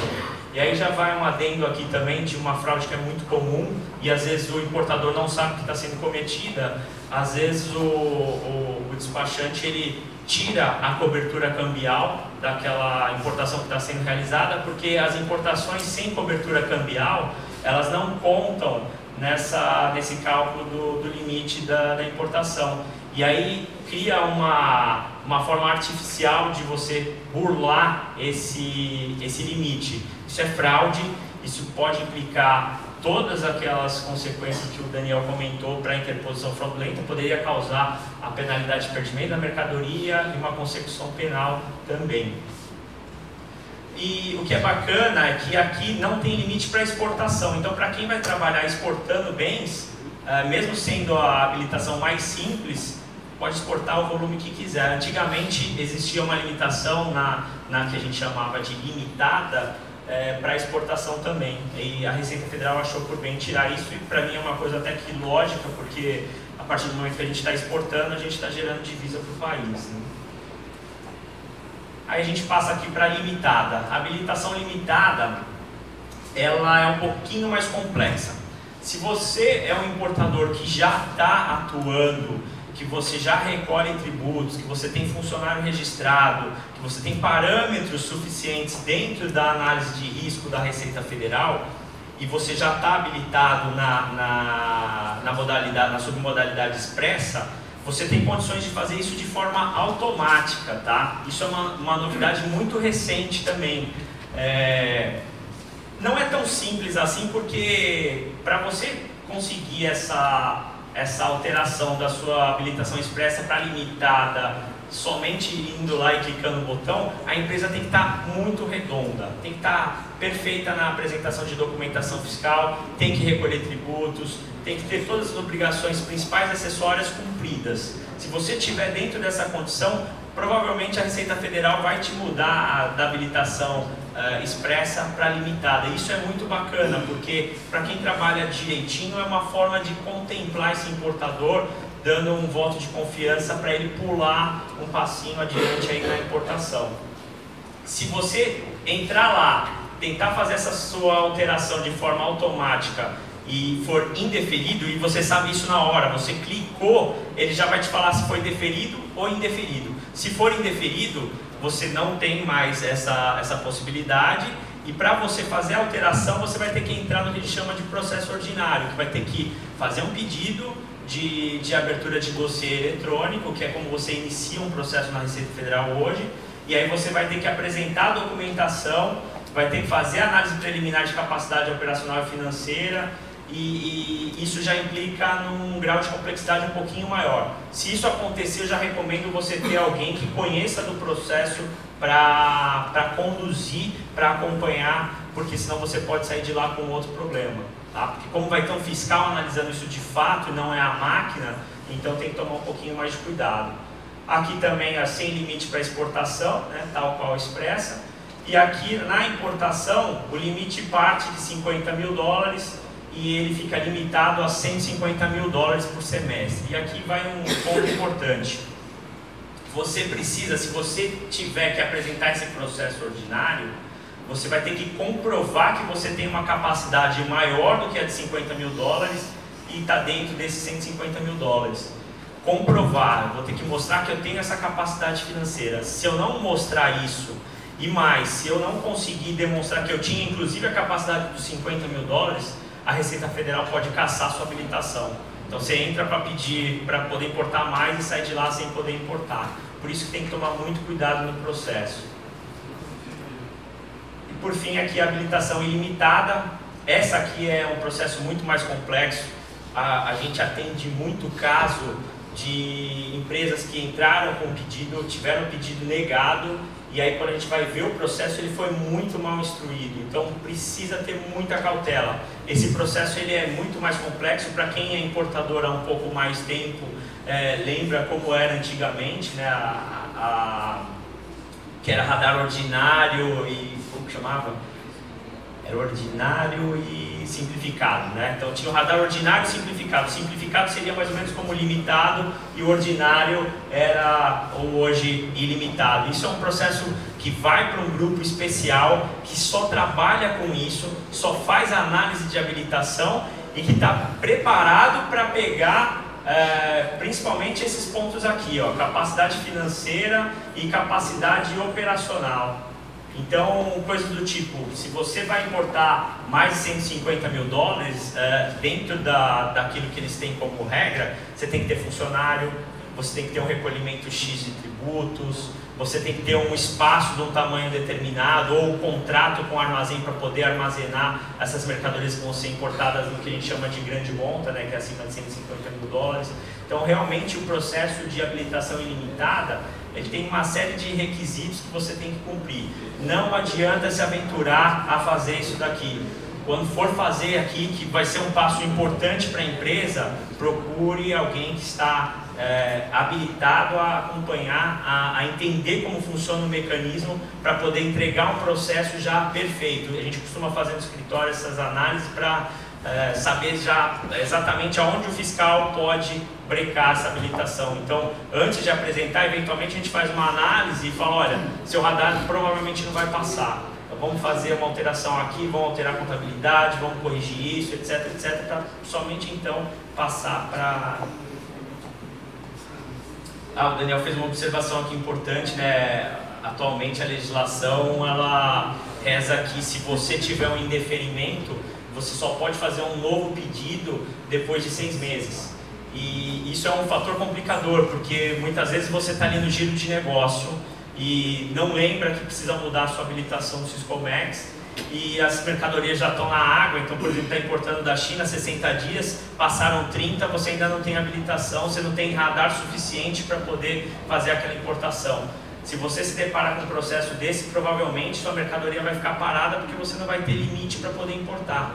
E dificilmente você vai conseguir resolver esse problema se você tiver um indeferimento. Você vai ter que esperar mais 6 meses. Aí a gente contaria armazenagem, demurragem, né, que é o aluguel do container nesse período extra, pode custar muito caro. Então realmente isso aqui é um ponto bastante importante. Grande possibilidade de realização de diligência na sede da empresa requerente. A gente vê muito isso. Por quê? O fiscal, a partir do momento que ele começou a analisar seu processo de habilitação ilimitada, ele percebe, por exemplo, que você está num imóvel X e aquele imóvel tem um espaço de 30 metros quadrados, por exemplo. Ele vai começar a desconfiar, ele vai falar, pô, o cara tem 30 metros quadrados, onde que ele vai colocar tanta mercadoria?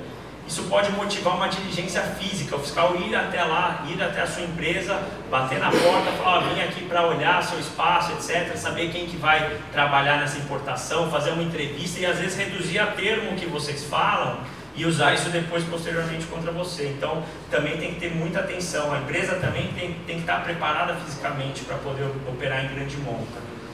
E aqui, como o próprio nome já diz, né, a habilitação é ilimitada, então você pode operar em qualquer volume acima de 150 mil dólares por semestre, só que esse volume, embora não seja limitado, ele vai ser estimado pela Receita Federal. Então, só para dar um exemplo para vocês, se você tem uma capacidade financeira demonstrada de 300 mil dólares quando vai fazer o requerimento da habilitação ilimitada, se você passar desses 300 mil dólares, ele não vai te brecar, o sistema vai deixar você importar. Se quiser importar 1 milhão, 2, 3, ele vai te permitir. Só que ele vai acender um alerta para fiscalização, porque você não tem uma capacidade tão grande. Então ele vai alertar o fiscal lá da ponta que você, quando foi pedir habilitação, tinha 300 mil dólares comprovados de capacidade, mas você está importando 1 milhão de dólares. Então provavelmente alguma coisa errada aí tem. Então pode te puxar uma fiscalização. Eu queria destacar nesse ponto quão é importante ter uma contabilidade correta. Por quê? Se você tem uma habilitação de 300 mil dólares, sua contabilidade está correta, você está importando, recolhendo tributos, fazendo as obrigações acessórias, automaticamente o sistema vai te catapultando para cima. Então ele não vai brecar se a contabilidade estiver perfeita, as obrigações acessórias estiverem perfeitas, os recolhimentos dos tributos estiverem sendo feitos. Porque ele está entendendo naquele momento, como eu falei que é uma inteligência artificial, ele está entendendo naquele momento que você já importou 300 mil dólares, aqueles 300 mil dólares viraram 500 mil dólares, foi recolhido o imposto, você tem de novo aqueles 300 mil dólares mais o lucro operacional para operar. E assim repetidas vezes você vai importando, comprando, vendendo, tendo lucro. Se a contabilidade estiver ok e as obrigações acessórias, os recolhimentos estiver ok, você não vai ser brecado, tá? Isso é importante.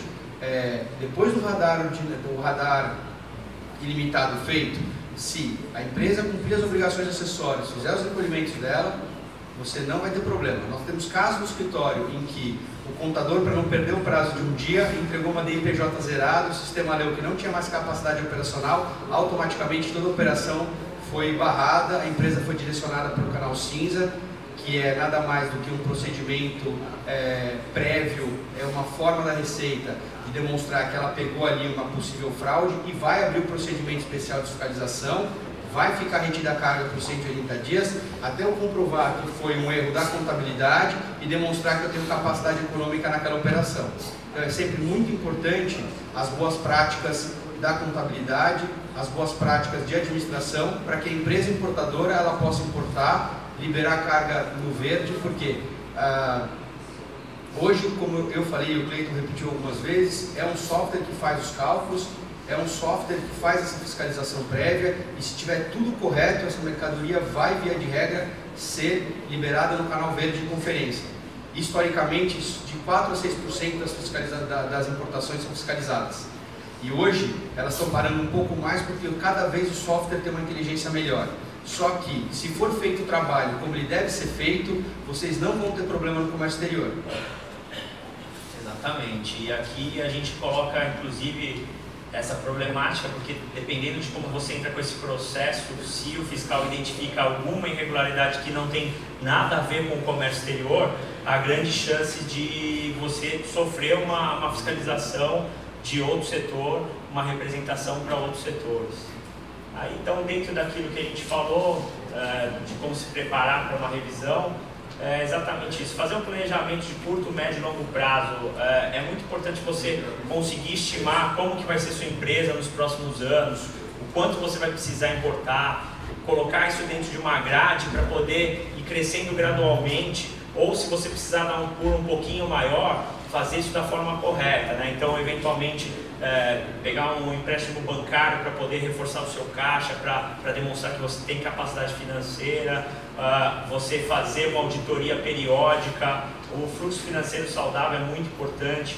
O contador é uma das figuras mais importantes para quem trabalha com o comércio exterior. Não pode deixar isso passar, porque às vezes você está acostumado com aquele seu contador que cobra baratinho, que ele resolve o problema do dia a dia, e ele tem uma certa limitação, não desmerecendo o trabalho dos contadores, mas às vezes quando você entra no comércio exterior, você precisa ter um conhecimento um pouquinho mais profundo de alguns dados, para que uma linha na contabilidade não te atrapalhe no comércio exterior. Então, você fazer a revisão disso, entender como funciona, é primordial.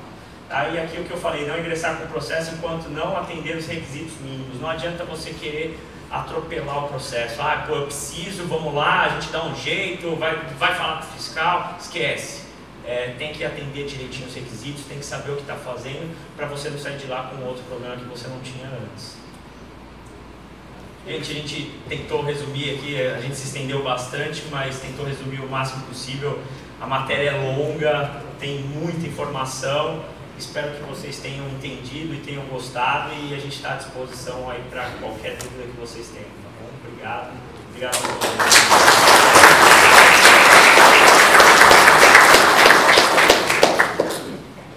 Parabenizar o Dr. Cleiton, o Dr. Daniel Tesser, pelo panorama que eles deram sobre os procedimentos administrativos, judiciais, dessas questões de importação e exportação.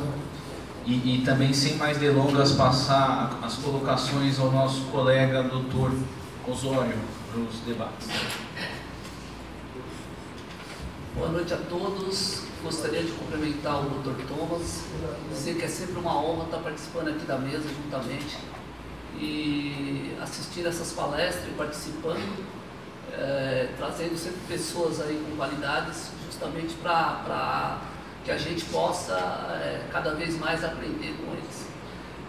Cumprimentar o Dr. Cleiton e o Dr. Daniel pela exposição aqui feita. Sei que é um tema muito complexo e com certeza teriam muitas outras coisas para passar para a gente, mas enfim, ficou de bom agrado a todos aqui. E a minha pergunta para o Dr. Daniel: sabemos que a fraude e o dolo não se presume. Como que a Receita Federal, na prática, vê isso, levando em consideração a boa-fé e a presunção de inocência? Então, é uma pergunta excelente. A Receita Federal, ela não entende como boa-fé nenhum tipo de irregularidade que ela entenda que ocorreu no comércio exterior. Tá? É um grande problema que a gente tem, porque a questão administrativa, ela distou um pouco da questão penal, tá? Não é levada a questão de boa-fé pela questão objetiva. Se tiver infração, ela é objetiva, então não é levada a questão de boa-fé adiante. Até porque a boa-fé deveria ser presumida, né? Ela deveria ser presumida, mas infelizmente, eu acho até porque a gente brinca no escritório que os bons pagam pelos ruins. Como existe uma quantidade de fraude muito grande, o bom paga pelo ruim. Então, a boa-fé que deveria ser presumida, a gente tem que comprovar. Há uma inversão do ônus da prova, né? Prova que foi de boa-fé, e muitas vezes é uma prova tortuosa. A gente inverteu o ônus da prova, fazer uma prova negativa de fato, ou seja, que eu não cometi aquilo, é muito difícil. Então, infelizmente, eu não vejo com bons olhos, não existe essa presunção de boa-fé. A gente mesmo assim coloca nas nossas defesas, tá? Sempre consta da inversão do ônus da prova, e que a prova negativa, de fato, ela é tortuosa, mas infelizmente não cola. Só complementando, o Poder Judiciário, diferentemente da Receita Federal, ele costuma abarcar um pouquinho melhor a questão da boa-fé. Muito embora em qualquer tipo de processo a tendência é acreditar mais no que consta da fiscalização, no que consta da autuação, então ainda assim a gente muitas vezes tem que fazer uma certa prova negativa de fato, que é muito difícil, mas no judiciário a gente tem uma proteção um pouquinho maior dos nossos direitos fundamentais. Complementando para a Receita Federal, várias vezes, amanhã mesmo eu vou ter uma reunião e muitas vezes a gente escuta que por eles não fariam aquela autuação, que eles entendem realmente que o contribuinte tem a boa-fé, mas que eles estão vinculados à legislação. Se eles entendem que naquele momento houve uma infração, eles não têm o condão de avaliar se tem boa-fé ou não. Eles têm o condão simplesmente de fazer, evitando uma prevaricação. E muitas vezes no judiciário a gente apresenta essa prova negativa, mas infelizmente nossa boa-fé seria presumida, mas o que a gente vê muito no judiciário também é que o ato administrativo tem presunção de legitimidade, autoexecutariedade e legalidade. Então, às vezes, quando o judiciário se vê numa questão muito difícil, é a forma mais fácil de você negar o pedido, é falar que aquele ato ele goza das presunções que deveriam ser relativas, mas naquele momento se tornam absolutas. Dr. Cleiton, no caso aí a importação, né, do encomendante, que no caso seria o terceiro, o importador e o encomendante ele é responsável pelo imposto solidário, os dois, é só um, como que funciona? Essa também é uma pergunta interessante, porque a legislação ela prevê a incidência tributária de forma objetiva, né? Mas no momento de uma autuação, como o Daniel acho que até chegou a pincelar ali na apresentação, muitas vezes um se torna solidário ao outro, né? E como acontece muitas vezes da revisão aduaneira ocorrer posteriormente, então o que é muito importante, a fiscalização ela tem o direito de fiscalizar a importação, de realizar um procedimento de revisão daquela importação nos últimos 5 anos. Então acontece muito o caso da importação, por exemplo, ter ocorrido ali em 2015 e a fiscalização foi iniciada agora em 2018. E o importador daquela época já fechou as portas, não existe mais, etc. A Receita não consegue chegar nesse importador. E infelizmente o adquirente acaba sendo elencado como sujeito passivo solidário. E por isso é muito importante você ter a documentação muito bem guardada, você ter a operação muito bem elaborada dentro da sua empresa e guardar esses documentos para que, eventualmente, no caso de uma autuação, você consiga separar o que é devido de fato pelo importador ostensivo e pelo importador de fato, né? Então, quem importou aparecendo na Receita Federal, quem é o encomendante, mas todos eles estão elencados pela própria legislação.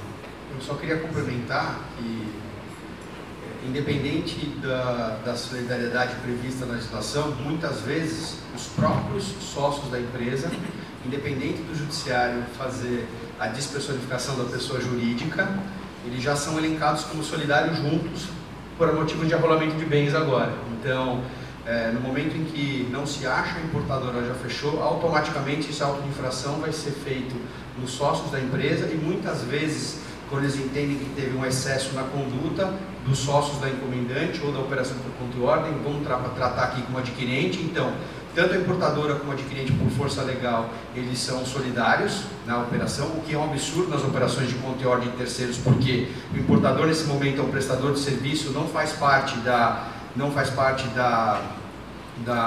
negociação, né? Ele é um mero prestador de serviço com um despachante aduaneiro que vai usar de todo o conhecimento dele e do eventual regime que ele tem beneficiado do ICMS, de um benefício fiscal, e ele muitas vezes vai ser colocado junto na autuação como solidário, que de fato é por força de lei, e o quadro societário, se vocês entenderem que teve qualquer tipo de excesso, também os sócios.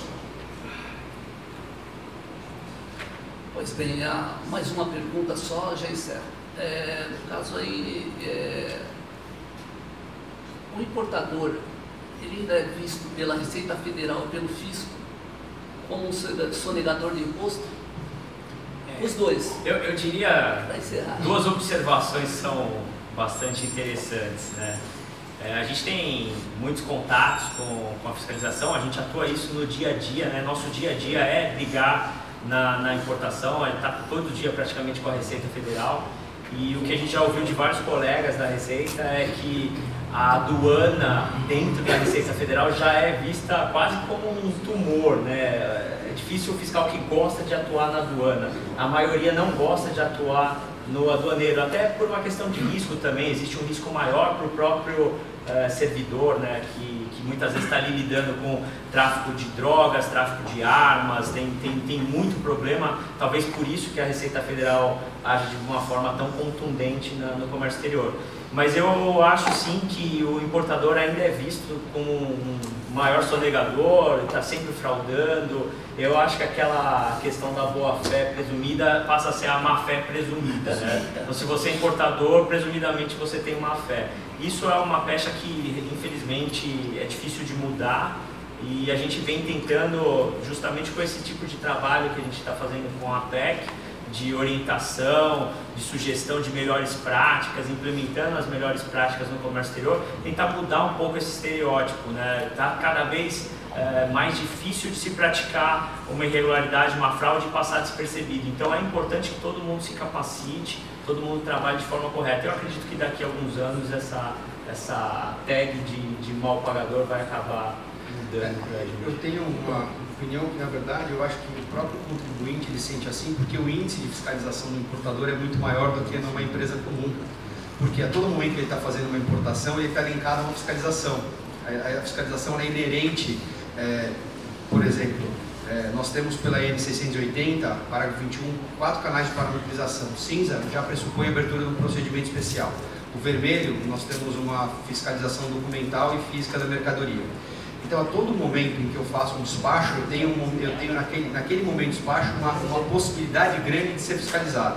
É um risco em cada importação. É um risco em cada importação. Então, assim, como o índice de sucesso da fiscalização é alto, de autuação é alto, né? Se 6% só passa pelo crivo e boa parte do que passa recebe uma fiscalização, eu acho que não é bem que ele tem a pecha do fraudador, mas é o que pega, geralmente eles têm aquele ímpeto de autuar, porque é o momento em que eles estão fazendo trabalho e eles também têm resultado sobre isso, né? Mostrar resultado, mostrar trabalho, e é aquela questão da subjetividade, como eu já falei muitas vezes em várias palestras, em várias conversas, inclusive do Dr. Thomas, infelizmente é subjetivo, e sendo subjetivo a análise de uma questão de ocultação, óbvio, eu posso interpretar aquela operação de diversas formas e eu posso interpretá-la de uma forma fraudulenta.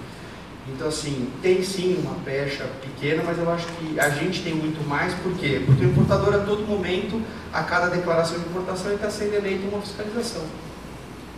Perfeito, obrigado pela resposta. Agora eu vou passar para a plateia, para ver se alguém tem alguma pergunta para o associado do dia a dia, comerciante que tem alguma dúvida no comércio internacional, importação e exportação. Quem tiver qualquer dúvida, a Paula está aí para levar o microfone. Pode falar da empresa de um amigo também, não precisa falar da sua empresa. Boa noite, tudo bom? Boa noite. Eu sou comerciante e eu tenho... É uma pergunta de pessoa leiga, dá primeiro contato para tendo por importação e exportação. Tem uma empresa legal, tudo legal, se inscrever lá no Siscomex, se habilitar, bom. Agora, de quem eu vou comprar? Como eu vou saber as empresas que eu estou comprando?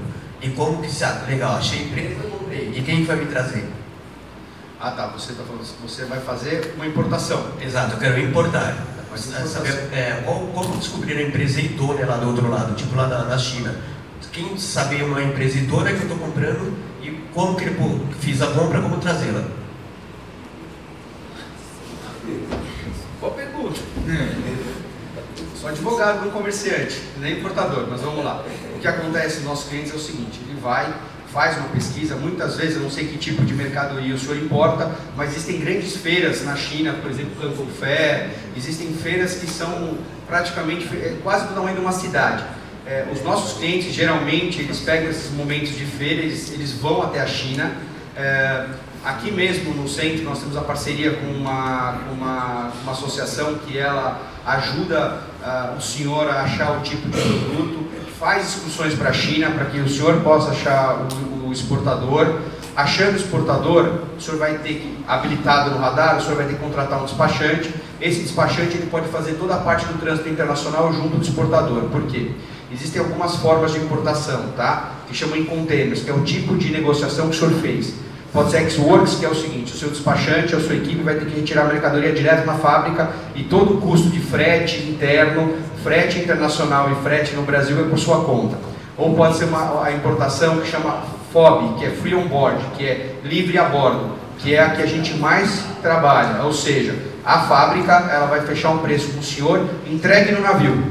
Então ela vai te dar ela vai geralmente fazer o seguinte: ela vai negociar com o senhor vai fazer geralmente um pagamento de 30% na produção, ou 50% na produção, 30% ou 70% ou 50% na entrega, e ela vai liberar os documentos do senhor no Brasil. Ela vai dar toda a documentação para o armador, e quando essa mercadoria chegar, vai ter um manifesto, que agora é muito mais fácil com o Ciscarga, vai ter o Semercante, o senhor vai acompanhar tudo com o exportador, vão liberar os documentos, com esses documentos originais na mão, o senhor pode, tendo já o Siscomex habilitado, na modalidade qualquer que seja, desde que no limite, ele vai fazer essa liberação para o senhor, vai fazer o registro da carga, e o senhor vai poder tirar da Receita Federal.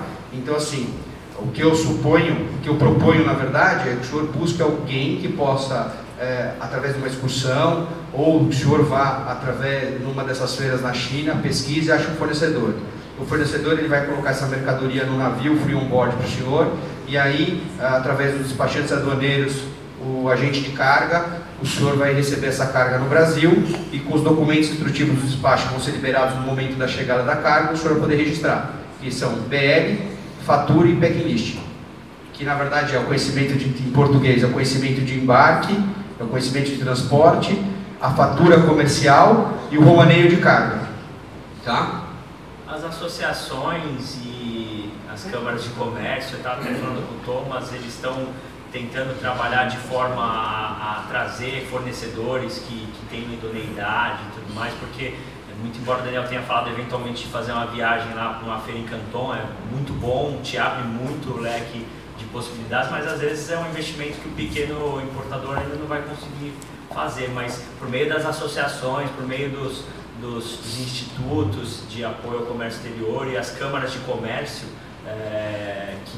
que estão ligadas a esses países fornecedores, podem te dar alguma indicação de fornecedor credenciado ou que já tenha mantido algum tipo de relação comercial com empresas no Brasil, e aí facilita um pouquinho esse trânsito para você.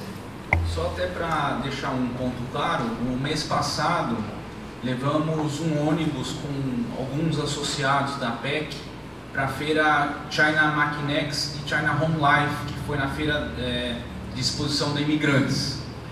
E essa feira vai ser repetida todo ano, e ano que vem também teremos essa feira e a PEC vai estar participando também desta feira. Então já tem aí uma possibilidade de interação entre os importadores chineses que estarão na feira para o ano que vem. Eu vou abrir para mais uma pergunta, até pelo avanço do horário. Quem tiver mais uma pergunta, podemos responder.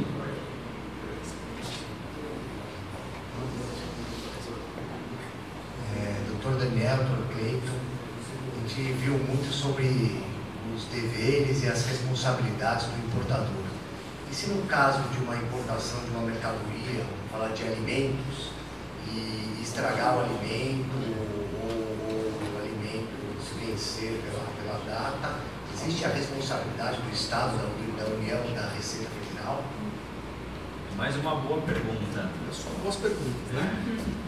O advogado gosta de Olha, se a gente entende, a gente tem alguns processos de indenização no escritório, se a gente entender que não foi com justa causa a retenção, ou que o atraso não foi por culpa do importador, sim, dá para pedir indenização, porque tem que ter o nexo causal entre o fato e o prejuízo. Né? Então, assim, tem como pedir sim, desde que seja exclusivamente do Estado a demora que levou ao vencimento. Tá? Via de regra, você consegue isso só através de uma demanda judicial, precisaria entrar com uma ação judicial, administrativamente você nunca vai conseguir isso. E não só necessariamente do produto em si, porque às vezes a gente numa intervenção consegue liberar a mercadoria antes do vencimento, ou muitas vezes não é um bem perecível, por exemplo um automóvel ou algum outro bem durável, mas você teve a incidência de demurragem adicional, armazenagem. Então, por exemplo, muitas vezes quando você negocia a importação, você tem lá o que a gente chama de free time, né, para devolver o container, e você negocia já um período inicial de armazenagem, que é mais ou menos aquele período que vai levar o trâmite aduaneiro. E eventualmente uma fiscalização considerada ilegal lá na frente pode também permitir que você tenha o ressarcimento de todos esses gastos que você teve adicionais. A gente já teve vários casos no escritório. Muitas vezes a gente não pede isso numa ação inicial, na briga inicial, porque pode dificultar um pouco a concessão de uma antecipação de tutela ou uma liminar para conseguir liberar a mercadoria. Então a gente pensa primeiro, num primeiro momento, em pôr a mercadoria no estoque do importador e aí eventualmente fazer um pedido posterior de ressarcimento de prejuízos. É possível. E nós já vimos até ação de regresso depois contra o fiscal da própria União, quando ela tem que ressarcir. Considerado ilegal, o fiscal pode ser penalizado pelo Estado. Ação de regresso contra o Estado para que o próprio fiscal arque com o dano que ele mesmo causou. Bom, eu vou dar 2 recados aqui pela PEC. Um recado é que a gente vai fazer um evento com o Mercadão de São Paulo no mês de dezembro. Dia 8, 9 e 10 de dezembro estaremos dentro do Mercadão, fazendo um evento com o Mercado de São Paulo, junto com a Associação Renome, que é a associação que lidera o Mercadão de São Paulo. Outro recado também é uma palestra que teremos no mês de novembro ainda, com uma delegada da Polícia Civil, sobre saúde pública. Então, quem tiver interesse nesse tema de saúde pública, vigilância sanitária, teremos esse tema aqui na PEC. E, por fim, registrar a presença do nosso presidente da PEC, o Dr. Ademir Antônio de Moraes. Pedir para que ele compareça aqui ao palco para a gente distribuir, entregar os certificados e declaro encerrado os trabalhos de hoje. Muito obrigado.